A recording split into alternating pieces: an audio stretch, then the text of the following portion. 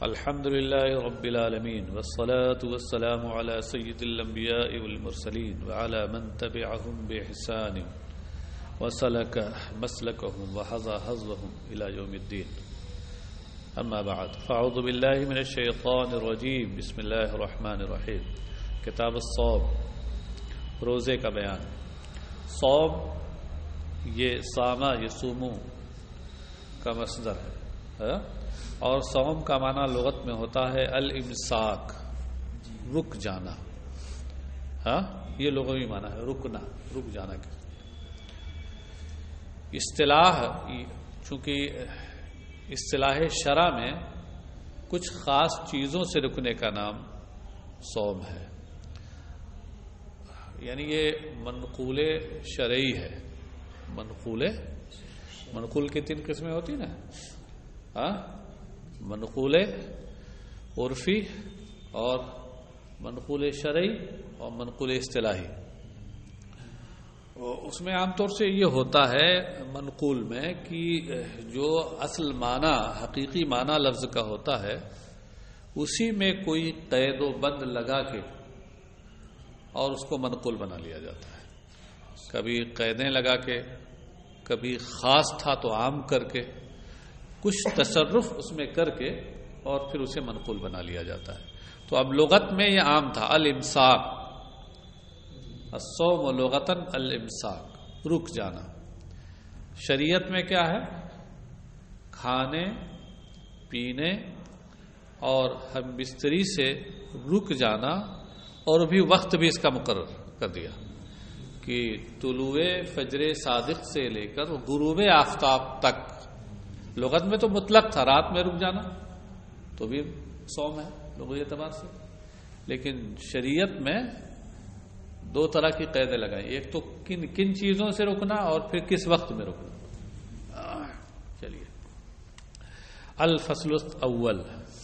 عن ابی ہریرہ قال قال رسول اللہ صلی اللہ علیہ وسلم اذا دخل رمضان فتحت ابواب السماء وفي رواية فتحت أبواب الجنة وغلقت أبواب جهنم وسلسلت الشياطين وفي رواية فتحت أبواب الرحمة متفق عليه. پہلی فصل. حضرت ابو ہریرہ رضی اللہ عنہ سے روایت ہے، انہوں نے کہا کہ رسول اللہ صلی اللہ علیہ وسلم نے ارشاد فرمایا، سرکار علیہ الصلوۃ والسلام کا نام آئے جب تو اس مجلس میں ایک بار درود پڑھنا واجب ہے، اور ہر بار اس کے بعد مستحب ہے. جی اسی لیے محدثین کے ہاں یہ طریقہ تھا کہ جب قال رسول اللہ کہتے، چاہے طالب علم پڑھ رہا ہوتا یا شیخ خود اپنی زبان سے ادا کر رہے ہوتے، قراءت الشیخ علی التلامذہ ہوتی، یا اس کے الٹا تو آواز بلند کر کے لوگ درود شریف پڑھتے تھے. یہ ہونا چاہیے. نہیں بلند آواز میں تو آہستہ تو ضرور پڑھنا چاہیے. تو رسول اللہ صلی اللہ علیہ وسلم نے ارشاد فرمایا کہ جب رمضان داخل ہوتا ہے تو آسمان کے دروازے کھول دیے جاتے ہیں. آسمان کے دروازے کھول دیے جاتے ہیں. یہاں آیا ایک روایت میں ہے فتحت ابواب الجنہ، جنت کے دروازے کھول دیے جاتے ہیں. اسی کے آخر میں ہے وفی روایت فتحت ابواب الرحمہ، ایک روایت میں ہے کہ رحمت کے دروازے کھول دیے جاتے ہیں. یہ ایک ترتیب جو رکھی ہے انہوں نے، یہ خاص بتانے کے لیے کہ مطلب کیا ہے اس کا. مطلب نچوڑ وہی ہے جو آخر میں، آخری روایت میں جو ہے فتحت ابواب الرحمہ، رحمت الہی کے دروازے کھل جاتے ہیں کہ اب رحمت الہی کا مسلسل نزول بندے پہ ہوتا ہے. اچھا چلیے صاحب، تو آسمان کے دروازے کھول دیے جاتے ہیں، اور ایک روایت میں ہے جنت کے دروازے کھول دیے جاتے ہیں. غلقت ابواب جہنم، اور جہنم کے دروازے بند کر دیے جاتے ہیں. وسلسلت الشیاطین، اور شیطان قید کر دیے جاتے ہیں. زنجیروں میں جکڑ دیے جاتے ہیں. سلسلت سلسلہ یسلسل سلسلتن باب بعثر یبعثر. سلسلہ کا معنی کیا ہوتا ہے؟ زنجیر میں جکڑنا. سلسلہ اس لیے زنجیر کو کہتے ہیں. اچھا کہتے ہیں نا اس سلسلے کی ایک کڑی ہے. زنجیر میں کڑیاں ہوتی ہیں نا. ہاں اچھا صاحب، اب یہاں ایک بات یہ ہے کہ جنت کے دروازے کھل جائیں اور جہنم کے دروازے بند ہو جائیں. مطلب کیا ہے اس کا؟ مطلب یہی ہے کہ من جانب اللہ کچھ ایسا ہوتا ہے کہ بندے مومن کا ذہن اللہ کی جانب مڑ جاتا ہے اور نیکی اور عبادتوں کی طرف بندوں کا رجحان بڑھ جاتا ہے. اور جب نیکی اور عبادتیں زیادہ ہوں گی اور اللہ سے لو لگائیں گے بندے، تو کھلی بات ہے کہ آسمان کے دروازے، جنت کے دروازے اور رحمت کے دروازے کھل ہی جائیں گے. کھلی بات ہے. ہاں اور شیاطین یہ زنجیروں میں جکڑ دیے جاتے ہیں. اس کا کیا مطلب ہے؟ اس کے دونوں معنی بتائے گئے ہیں. ایک معنی ہے کہ محسوس طور پر ایسا ہوتا ہے کہ زنجیروں میں انہیں جکڑ دیا جاتا ہے. دوسرا معنی یہ بتایا گیا کہ نہیں، یہ کنایا ہے. اور جکڑ دیے جانے کا مطلب یہ ہے کہ من جانب اللہ بندوں کا رجحان بری باتوں سے کی طرف نہیں ہوتا. شیاطین جو چاہتے ہیں ان سے وہ نہیں کرا پاتے. ہاں یہ ہے شیطانوں کے زنجیروں میں جکڑنے کا مطلب. ہاں اب جو بات یہ کہی گئی ہے کہ شیاطین زنجیروں میں جکڑ دیے جاتے ہیں اور اس کا جن لوگوں نے محسوس معنی لیا ہے، ظاہر معنی لیا ہے، تو اس پر سوالات پیدا ہوتے ہیں کہ شیطان اگر زنجیروں میں جکڑ دیے جاتے ہیں تو پھر تو رمضان کے مہینے میں کہیں گناہ ہونا ہی نہیں چاہیے. حالانکہ ہم دیکھتے ہیں لوگ گناہ کرتے ہیں رمضان کے مہینے میں. ٹھیک ہے، کم ہوتے ہیں. ہاں وہی بتانا چاہ رہا ہوں. تو اس میں یہ سوال پیدا ہوتا ہے جی. تو اس کے دو جواب دیے گئے. ایک جواب جو وقت سے پہلے انہوں نے دے دیا ایک تو وہی ہے ہاں کہ چونکہ سال کے 11 مہینے تک انسان کا نفس گناہوں کی طرف مائل رہتا ہے اور شیطان کے وسوسے سے وہ گناہ کرتے کرتے کرتے اس کا ایسا عادی اور خوگر ہو جاتا ہے کہ پھر جب ایک مہینہ آتا ہے رحمتوں کا، سمجھے، تو اس صورت میں وہ اتنا عادی ہو جاتا ہے کہ نہ چاہتے ہوئے بھی گناہ کی طرف بڑھ جاتا ہے. ہاں تو یہ نفس کی وجہ سے ہوتا ہے. دوسرا جواب جو حدیث کی روشنی میں ہے وہ یہ ہے کہ یہ جو شیاطین جو کہا گیا ہے کہ جکڑ دیے جاتے ہیں قید و بند میں، شیاطین سے مراد یہاں سرکش شیاطین سب نہیں. یہ جو گناہوں کا کام ہو جاتا ہے تو وہ جو بچ جاتے ہیں غیر سرکش، وہ بھی تو ہے تو شیطان، کچھ تو کریں گے، وہ کبھی کبھی وہ بھی کر دیتے ہیں اپنے، ان کی وجہ سے ہو جاتا ہے ایسا. اور یہ جو تشریح ہے اور یہ جو جواب ہے یہ حدیث کی روشنی میں ہے، کیونکہ آگے خود جو حدیث آ رہی ہے اس میں یہ بات آئی ہے. کہاں گئی وہ حدیث؟ یہ دیکھیے اس میں فصل ثانی کی پہلی حدیث، قال رسول اللہ صلی اللہ علیہ وسلم اذا كان اول لیلۃ من شہر رمضان صفدت الشیاطین ومردۃ الجن. یہ مردۃ الجن کا جو لفظ ہے یہ اسی جواب کی طرف اشارہ کر رہا ہے. مردہ مارد کی جمع ہے اور اس مارد کے معنی ہوتے ہیں سرکش. سمجھے؟ تو دوسرا جواب اس سے مقتبس ہے. بات سمجھ گئے؟ چلیے. وعن سہل بن سعد قال رسول اللہ صلی اللہ علیہ وسلم فی الجنة 8 ابواب منها باب یسمى الریان لا يدخله الا الصائمون. متفق علیہ.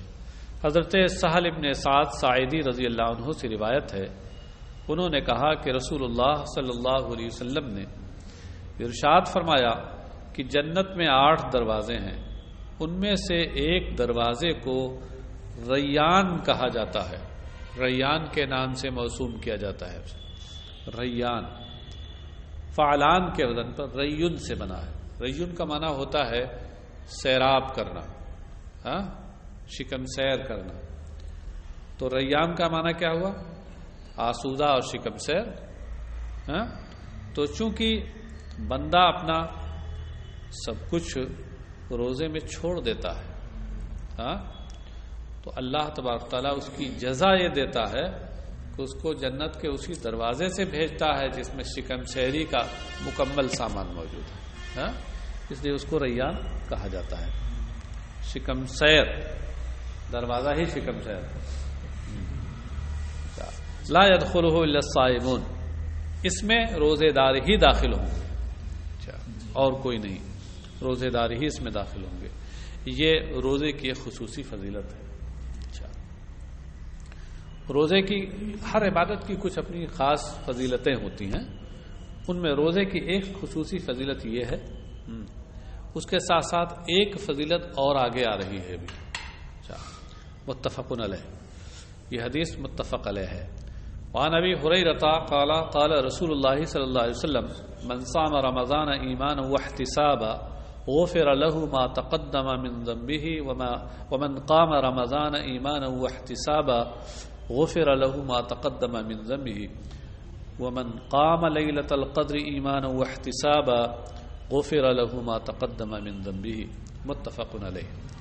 حضرت ابو ہریرہ رضی اللہ عنہ سے روایت ہے، انہوں نے کہا کہ رسول اللہ صلی اللہ علیہ وسلم نے ارشاد فرمایا کہ ایمان اور طلب ثواب، ایمان اور طلب ثواب کی نیت سے جو رمضان کے روزے رکھے تو اس کے گزشتہ گناہ بخش دیے جاتے ہیں۔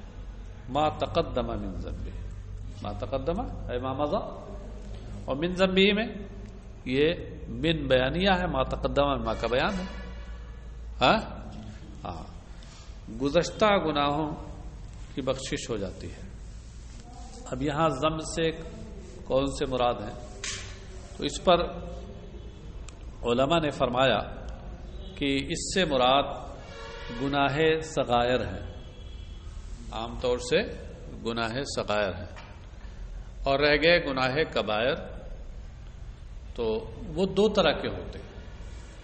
کچھ گناہ کبائر ایسے ہوتے ہیں کہ جن کا تعلق بندوں کے حقوق سے ہوتا ہے، اور کچھ جو حق اللہ ہوتے ہیں، تو جو حق اللہ ہیں ان کے بھی بخشش کی امید ہے کہ اللہ کی رحمت متوجہ ہو جائے، تو اس صورت میں ان کی بخشش کی بھی امید ہے۔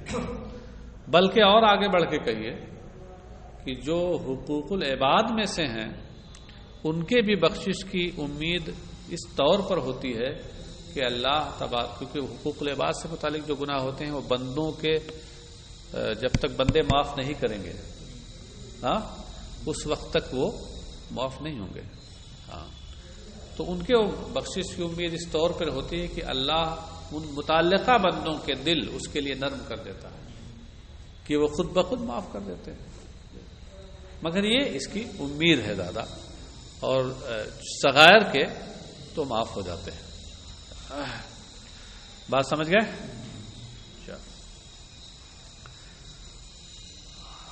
ومن قام لیلۃ القدر ایمانا واحتسابا غفر له ما تقدم من ذنبه، متفق علیہ۔ اور جو شب قدر میں ایمان اور طلب ثواب کی نیت سے جو شب قدر میں عبادت کرے، قامہ کا مطلب کیا ہوتا ہے؟ قام اللیل، رات میں عبادت کرنا، شب بیداری بھی ترجمہ اس کا ہوتا ہے، قیام اللیل کا معنی۔ اسی لیے تراویح کی نماز کو بھی بعض کتابوں میں قیام اللیل سے تعبیر کیا گیا ہے، باب قیام اللیل مراد تراویح، کیونکہ وہ رات میں نفلی نماز ہے، نفلی کا مطلب غیر فرض اور غیر واجب ہے، تو اس کو بھی قیام اللیل سے تعبیر کیا گیا ہے۔ مگر قیام اللیل اسی میں منحصر نہیں ہے، رات میں کوئی بھی نفلی نماز جو پڑھی جائے وہ قیام اللیل ہے۔ وعنہ قال رسول اللہ صلی اللہ علیہ وسلم كل عمل ابن آدم يضاعف الحسنة بعشر أمثالها إلى 700 ضعف. قال الله تعالى إلا الصوم فإنه لي وأنا أجزي به. فإنه لي وأنا أجزي به أو وأنا أجزى به. يدع شهوته وطعامه من أجلي. للصائم فرحتان، فرحة عند فطره وفرحة عند لقاء ربه. ولخلوف فم الصائم أطيب عند الله من ريح المسك. والصيام جنة. وإذا كان يوم صوم أحدكم فلا يرفث ولا يصخب. فإن سابه أحد أو قاتله فليقل إني امرؤ صائم. متفق علیہ. حضرت ابو ہریرہ رضی اللہ عنہ سے روایت ہے، انہوں نے کہا کہ رسول اللہ صلی اللہ علیہ وسلم نے ارشاد فرمایا کہ انسان کا ہر عمل کئی گنا کر دیا جاتا ہے. ہاں، انسان کا ہر عمل کئی گنا کر دیا جاتا ہے. اب اسی جملے کی تشریح آگے، الحسنۃ بعشر امثالها الى 700 ضعف، کہ اس میں نیکی 10 گنا سے لے کر 700 گنا تک کر دی جاتی ہے. یعنی یضاعف الحسنۃ بعشر امثالها الى 700 ضعف. سمجھے؟ ہاں، 700 گنا تک. جیسا اخلاص اور جس طریقے سے اس کے قیود و شرائط کی پابندی، اس کے مطابق نیکی کا ثواب. ہاں، اخلاص ہلکا پھلکا ہے تو اس کے مطابق نیکی کا ثواب بڑھے گا.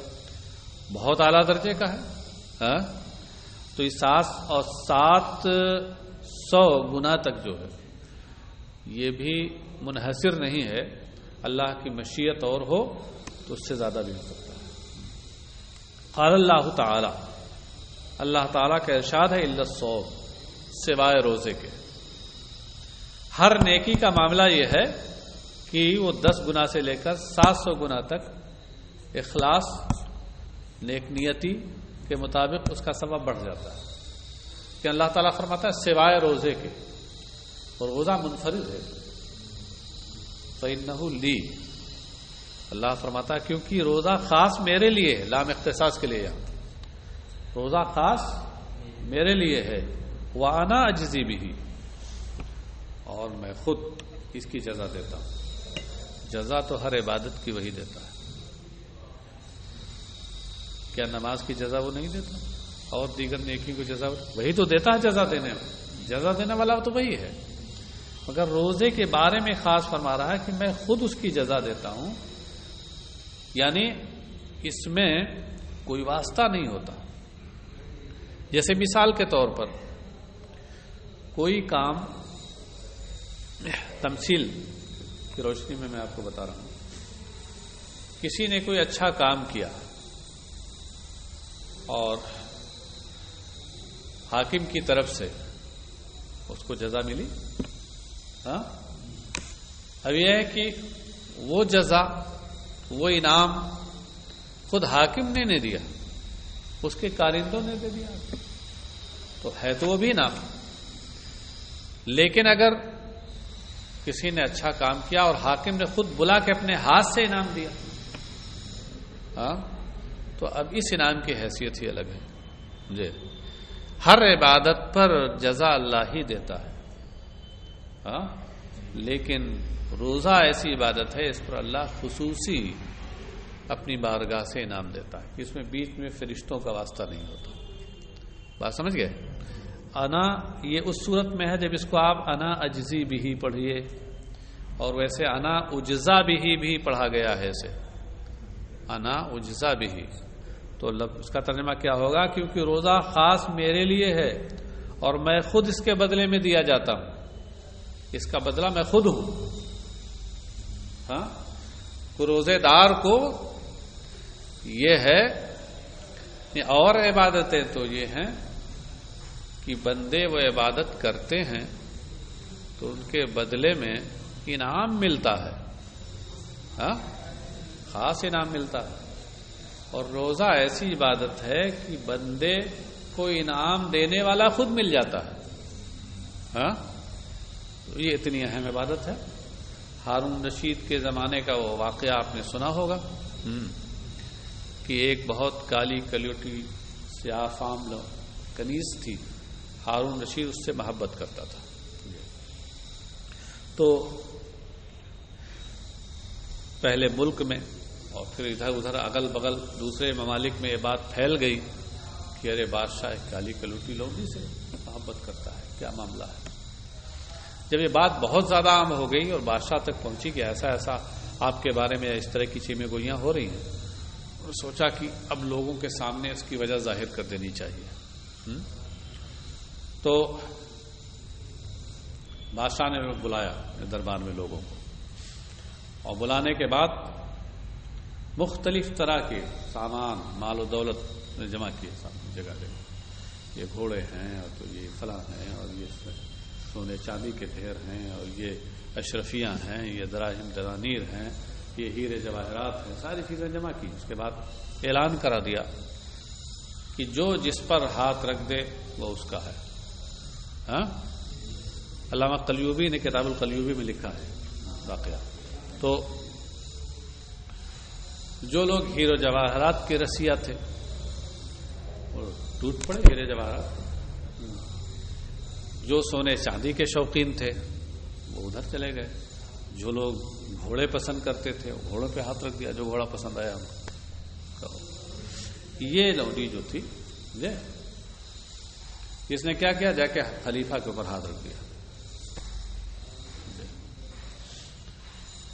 خلیفہ نے کہا کہ بس رک جاؤ لوگ، دیکھو یہی وجہ ہے میں اس سے کیوں محبت کرتا ہوں، اس کو کیوں چاہتا ہوں. جی تم لوگ جو ہو میرے مال و ثروت سے محبت کرتے ہو، یہ خود مجھے چاہتی. پھر اس سے پہلے یہ کہا نہیں، پہلے اس سے پوچھا کہ آخر یہ سارا مال و ثروت اکٹھا کیا گیا، اس پر تم جس پہ ہاتھ رکھ دیتی اس کی مالک ہو جاتی. ان میں سے کسی پر تم نے ہاتھ نہیں رکھا، خود میرے اوپر ہاتھ رکھا، اس کی وجہ کیا تھی؟ تو اس نے بہت اچھا جواب دیا. اس نے جواب دیا کہ دیکھیے، اور ہم گھوڑے پہ ہاتھ رکھتے گھوڑا ہمارا ہوتا، سونے چاندی پہ ہاتھ رکھتے سونا چاندی ہماری ہوتی، ہیرے جواہرات پہ ہاتھ رکھتے ہیرے جواہرات ہمارے ہوتے.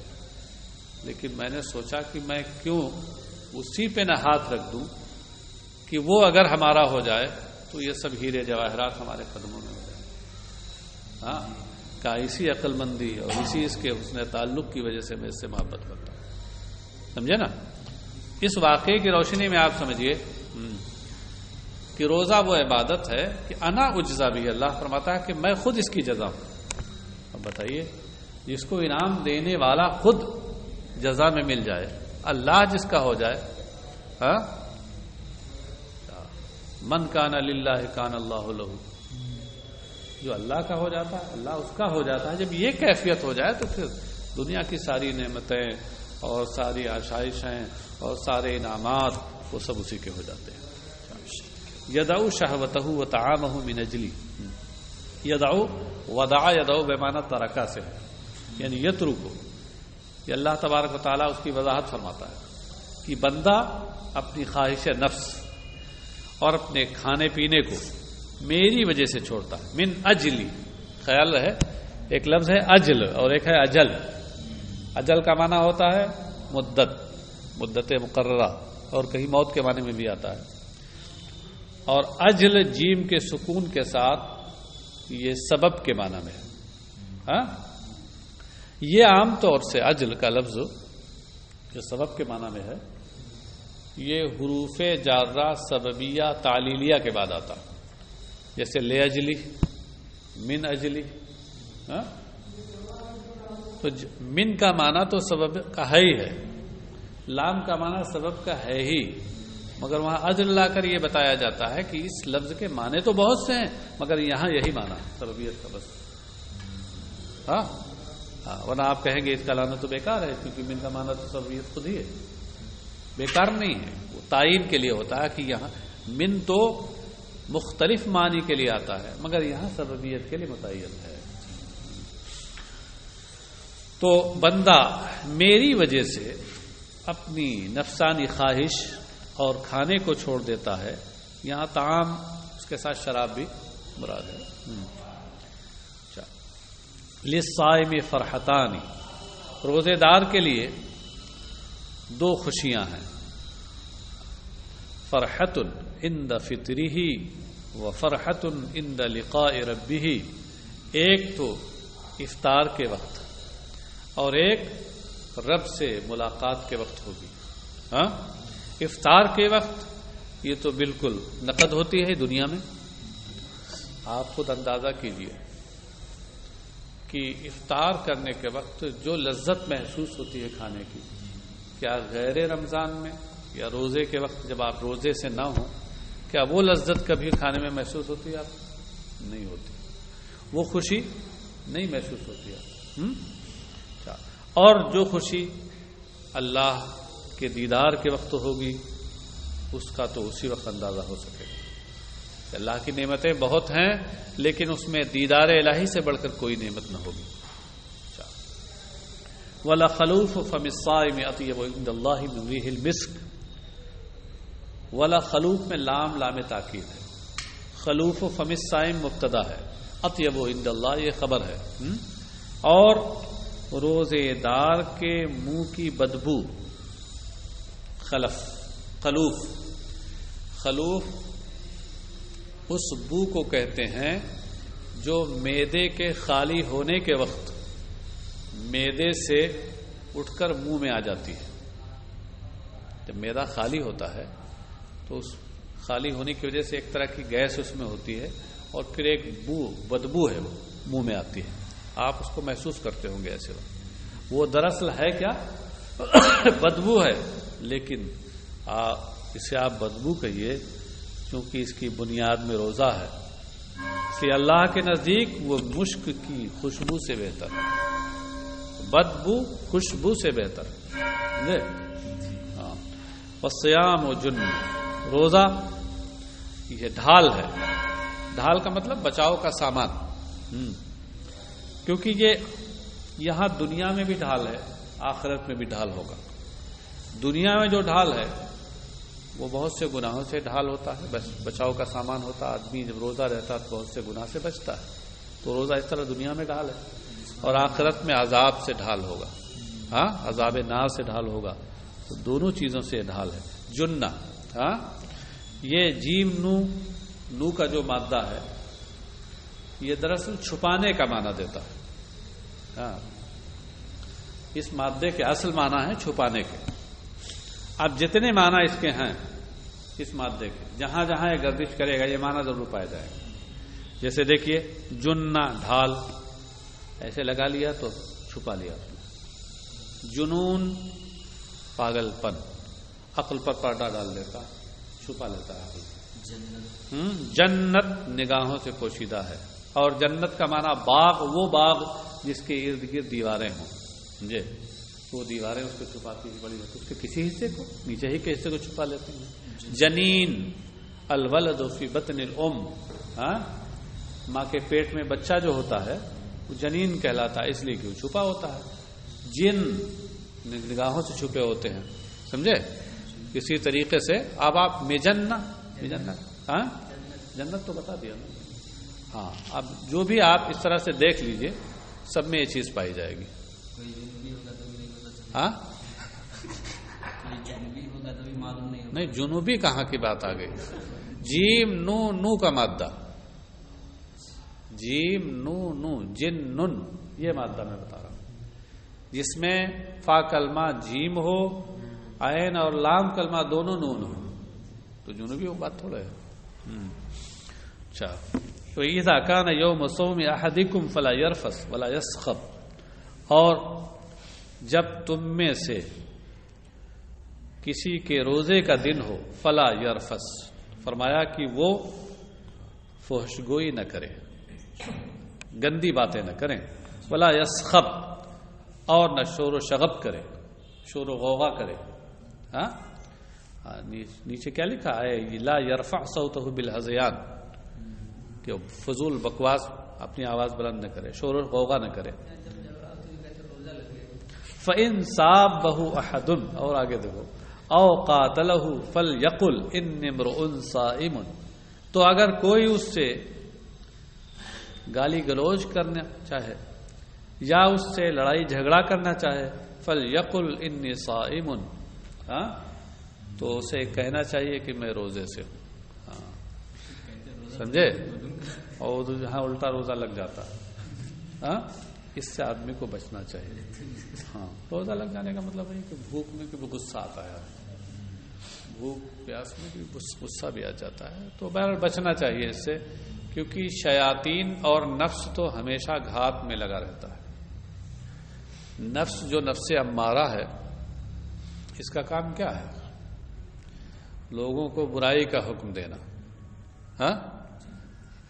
اللہ کے نبی حضرت یوسف علیہ السلام فرماتے ہیں وما ابرئ نفسی ان النفس لامارۃ بالسوء، میں اپنے نفس کو پاکیزہ اور بے گناہ ظاہر نہیں کرتا. حالانکہ یہ نبی ہے، معصوم ہے، مگر اس کے باوجود بطور تواضع کہہ رہے ہیں ان النفس لامارۃ بالسوء، یقیناً نفس تو برائی کا بہت زیادہ حکم دینے والا، نفس کا کام ہی ہے یہ برائی کا حکم دینا.